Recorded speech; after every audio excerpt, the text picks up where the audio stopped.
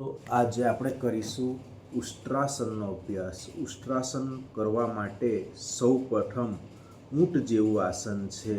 ઊંટ જેવું આસન હોવાથી થાઇરોઇડની સમસ્યા તમારી દૂર થાય છે. તેને માટે સૌપ્રથમ વજ્રાસનની સ્થિતિમાં આવવાનું છે.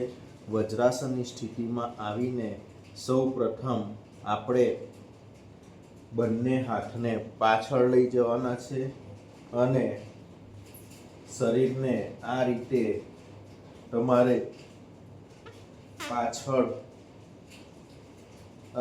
બંને હાથો પાછળ લઈ જતા માથું પાછળ લઈ જતા થાઇરોઇડની સમસ્યા દૂર થાય છે. કરોડરજ્જુ મજબૂત થાય છે. સ્પાઇનનો દુખાવો દૂર થાય છે. હાથ પગના સ્નાયુ મજબૂત થાય છે અને આ રીતે પાછળ દુખી જતા થાઇરોઇડ તો દૂર થાય છે, સાથે સાથે ફેફસા પણ મજબૂત થાય છે.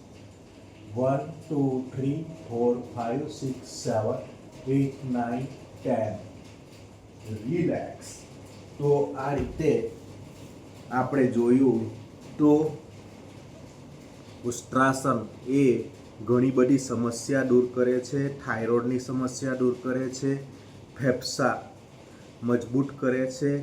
તે ઉપરાંત ઉષ્ટ્રાસનના અભ્યાસથી કરોડરજ્જુની સમસ્યા દૂર થાય છે અને ડાયાબિટીસ, એસિડિટી, ગેસ, કબજિયાતની સમસ્યા પણ અહીં દૂર થાય છે. આમ ઉષ્ટ્રાસનનો અભ્યાસ ખૂબ જ ઉપયોગી છે.